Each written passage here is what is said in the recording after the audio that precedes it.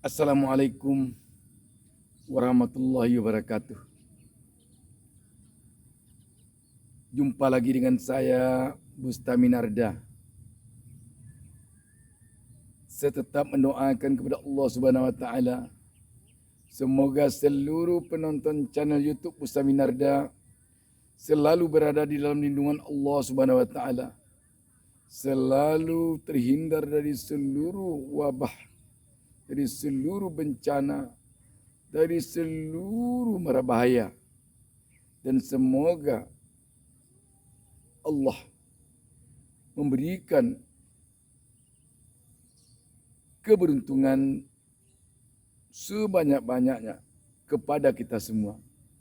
Amin ya rabbal alamin. Sahabat BN yang berbahagia dimanapun berada, sebagaimana kita ketahui dan kita rasakan saat ini, situasi kondisi ekonomi dan kesehatan kita sekarang ini benar-benar semakin berada di titik nadir. Kita merasa semakin terpuruk dari hari ke hari. Wabah corona semenjak beberapa waktu terakhir ini semakin merebak. Yang terpapar virus corona semakin banyak, semakin bertambah dari hari ke hari. Seiring dengan ini, ekonomi kita semakin terpuruk. Pembatasan demi pembatasan yang dilakukan agar penyebaran virus corona bisa dikendalikan semakin membuat rakyat sulit berusaha. Seperti sekarang yang terjadi di Jakarta, ada pembatasan jam berusaha hanya sampai jam 21 malam. Setelah jam 21 malam, seluruh kegiatan usaha seperti restoran, toko, warung-warung harus sudah ditutup. Dan bahkan 10 titik malah jalan-jalannya di stop, ditutup. Di mana pada 10 titik ruas jalan itu selama ini diketahui banyak terjadi kerumunan karena ada tempat-tempat nongkrong di sana. Di samping itu juga terjadi pengetatan kegiatan di hal-hal lain. Dan kita juga tahu seperti yang terjadi kemarin ini di jembatan Suramadu, Surabaya, di mana pengguna jalan tidak sabar lagi mengikuti antrian sesuai dengan aturan protokol kesehatan di sana, sehingga masyarakat yang ingin cepat untuk sampai ke tempat dia bekerja mungkin sudah stres atau sudah panik melihat antrian panjang, sehingga terjadilah waktu itu hal yang tidak diinginkan, terjadi keributan. Alhamdulillah, tugas bisa mengendalikan situasi sesegera mungkin. Ini merupakan gambaran dari kepanikan rakyat, kepanikan masyarakat saat ini. Di tempat lain, saya semenjak beberapa hari ini mendapatkan telepon dari berbagai daerah di Indonesia.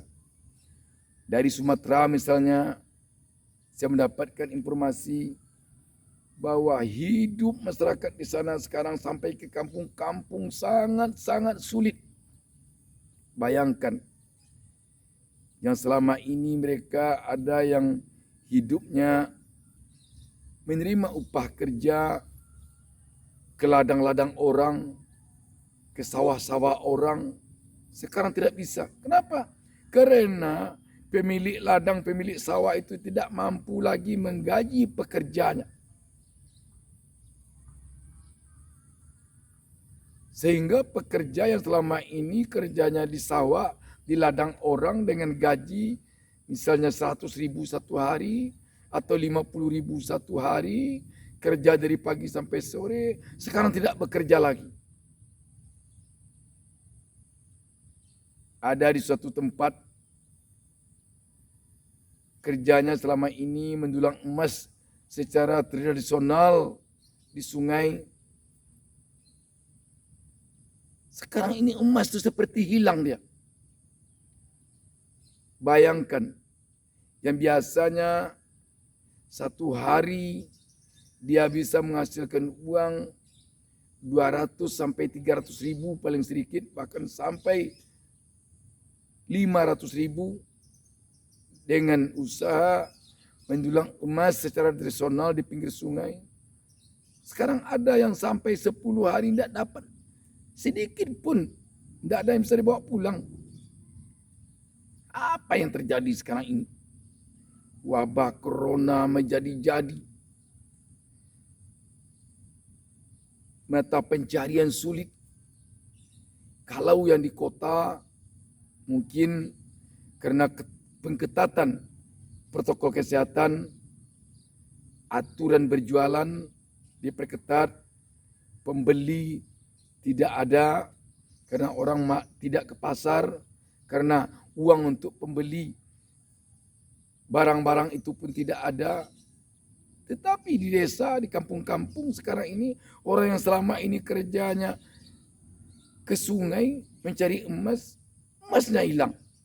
Tidak ada. Orang yang pergi sekarang ke hutan mencari damar misalnya, mencari rotan misalnya, tidak ada orang yang beli. Dan rotan pun terasa tiba-tiba sulit. Ini tidak masuk oleh akal, tetapi terjadi. Kenapa kita sampai begini sekarang ini? Apa sebenarnya sesungguhnya yang terjadi? Apakah ini sudah hukum Allah kepada kita?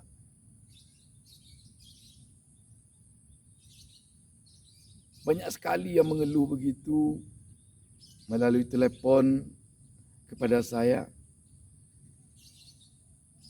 Dan juga ada yang datang langsung mengatakan, bagaimana hidup kita ini Pak? Bagaimana kita makan lagi? Sulit semua, susah semua. Semua dengan ini, sambil saya juga menasihati diri saya sendiri, saya ingin berbagi kepada penonton sekalian bahwa dalam menghadapi situasi sulit, sesuatu susah, situasi yang benar-benar berbahaya untuk kehidupan kita sekarang ini dari sisi ekonomi dan sisi kesehatan, tidak ada jalan lain kelihatannya sekarang ini selain kita memang mendekatkan diri kepada Allah, berserah diri kepada Allah, bermohon kita kepada Allah. Semoga kita ditunjukkan jalan secepatnya. Sekitar kita mendapatkan bangsa ini mendapatkan solusi terbaik secepatnya untuk keluar dari kondisi seperti sekarang ini. Sungguh ini hal yang sangat-sangat menakutkan bagi kita. Dan untuk itu, kepada diri saya, juga kepada kita semua saya ingin sampaikan dalam rangka kita berbagi. Saya sarankan agar kita tidak boleh panik. Kita tidak boleh putus asa. Kalau kita panik, kalau kita putus asa, hasilnya tidak akan baik. Kita menginginkan hasil akhirnya baik untuk kita, baik untuk istri kita, baik untuk anak-anak kita, baik untuk suami kita, baik untuk orang sekeliling kita. Kalau kita putus asa, kalau kita patah semangat, menghadapi kondisi sulit sekarang ini, tidak akan baik hasilnya. Untuk itu mari kita bersemangat, berikhtiar kita terus. Kita mohon kepada Yang Maha Kuasa agar kita diberi jalan terbaik, agar bangsa ini diberi jalan terbaik secepatnya untuk keluar dari kondisi seperti sekarang ini. Jangan putus asa. Bekerja terus, apa yang bisa kita kerjakan. Dan saya ingin juga sampaikan, mari kita sekarang ini menyadarkan diri kita bahwa kita sedang berada dalam keadaan sulit. Untuk itu yang perlu kita hindari, gengsi-gengsi, mari kita hindari. Kita tidak perlu gengsi dengan tetangga bahwa kita hidup kita sulit, sebab tetangga juga sulit. Tidak perlu kita gengsi dengan orang teman-teman kita selama ini yang menganggap kita mungkin berkelebihan. Sekarang kita tiba-tiba miskin. Tak usah begitu, tak usah disimpan-simpan. Sebab mereka juga jatuh miskin, juga sulit. Kepada pemerintah, tentu kita rakyat berharap. Tolong pemerintah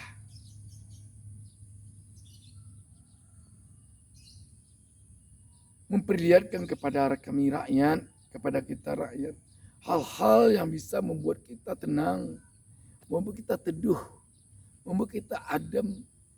Sehingga kepanikan yang ada pada kita, begitu kita lihat tindakan pemerintah, langkah pemerintah, membuat kita tenang, membuat kita bersemangat lagi. Dan jangan membuat kita tambah panik. Contoh ingin saya sampaikan, mohon maaf kalau saya sampaikan. Pihak pemerintah yang akhir-akhir ini menjadikan komisaris BUMN orang-orang yang menurut rakyat mungkin tidak perlu dia jadi komisaris. Sebab rakyat menilai kalau itu yang jadi komisaris, kalau ya itu yang jadi komisaris, kalau itu yang jadi komisaris hanya untuk sebagai bala jasa karena dia orang pendukung ini dulunya. Rakyat tahu uang itu uang rakyat yang dipercayakan oleh rakyat kepada pemerintah untuk mengendalikannya. Kalau uang itu yang diberikan ratusan juta kepada orang yang tidak masuk oleh akal sehat bahwa dia akan bisa menaikkan perkembangan usaha BUMN itu, padahal dia sudah diberi gaji ratusan juta, itu mengecewakan rakyat. Ini uang rakyat. Coba kita lihat sekarang, BUMN ini rugi, BUMN itu rugi. Padahal kalau kita lihat usaha BUMN itu seperti monopoli. Contoh PLN. Mana ada selain dari PLN usaha listrik di Indonesia ini? Tidak ada. Tidak ada. Kalau rugi juga Pertamina. Mana ada usaha Pertamina ini dikelola oleh rakyat? Mana ada usaha Pertamina ini selain dari UMN? Tidak ada. Pertamina ini ada rakyat yang boleh mengelolanya. Ada pengusaha lain selain dari pengusaha pemerintah yang mengelolanya. Monopoli. Kalau sudah monopoli sendiri kok rugi juga? Rakyat akan bertanya, di mana ruginya? Kenapa dia rugi? Rakyat mungkin melihat, ini orang ini kok jadi komisaris? Latar belakangnya tidak ada di sana. Kalau untuk bala jasa harusnya yang pribadi, bukan yang BUMN yang milik negara. Bukan. Sekarang Garuda juga bang, seperti rugi juga. Masa Garuda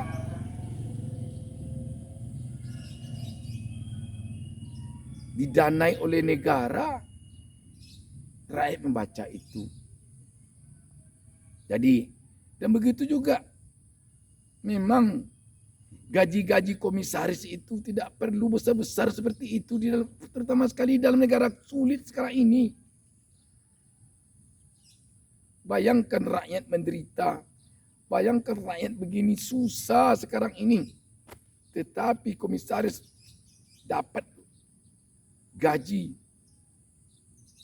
miliaran per tahunnya, ratusan juta per bulannya. Kita berharap pemerintah kita yang telah begitu susah, kita lihat yang kita begitu panik, yang telah begitu bekerja keras, kita lihat. Jangan hendaknya hilang di mata rakyat gara-gara hanya dia didorong, mungkin didesak mungkin oleh orang-orang yang mengatakan dia yang berjasa dulu mencarikan suara, dia yang berjasa begini, jadi didesak supaya bisa dia jadi komisaris, supaya bisa dia jadi ini, supaya bisa dia jadi itu. Dan rakyat melihat itu hanya untuk bala jasa. Bala jasa kok uang negara yang dibuat jadi bala jasa, uang rakyat. Kok ada uang pribadi? Rakyat benar-benar sekarang susah. Rakyat akan mendukung langkah pemerintah. Dan itu harus dilakukan oleh rakyat. Kita harus mendukung setiap langkah baik pemerintah untuk mengangkat derajat ekonomi, untuk memulihkan kesehatan secepatnya. Tetapi sekali lagi, rakyat tentu berharap ke pemerintah. Jangan lihatkan juga kepada kami rakyat. Jangan lihatkan juga kepada rakyat. Hal-hal yang menurut rakyat dengan kasat mata bisa saja dilihat itu tidak wajar. Rakyat bisa melihat itu tidak wajar. Orang yang menurut rakyat mungkin tidak pantas jadi seorang komisaris, tapi dia jadi komisaris. Maka rakyat menilai ini bala jasa saja. Masa dengan uang rakyat bala jasa? Kecuali ada perusahaan pribadi, taruh dia di sana. Rugi kan pribadi yang menanggung. Ini kalau rugi negara yang nanggung. Rugi sekarang Garuda, siapa yang nanggung? Rakyat yang nanggung. Sebab uang rakyat yang di sana yang dikelola oleh negara. Kalau dikatakan misalnya Pertamina rugi, andai kata begitu, atau PLN rugi, atau Telkom rugi, contoh kalau begitu, itu kerugian itu rakyat yang menanggungkannya itu. Sebab di sana uang rakyat. Sekali lagi, mari kita rakyat, kita support pemerintah kita. Kita dukung pemerintah kita.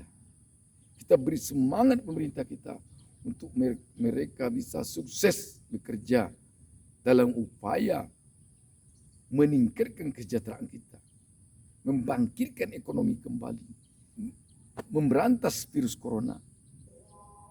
Mari kita optimis bahwa situasi ini akan cepat bisa terkendali. Demikian, wassalamualaikum warahmatullahi wabarakatuh.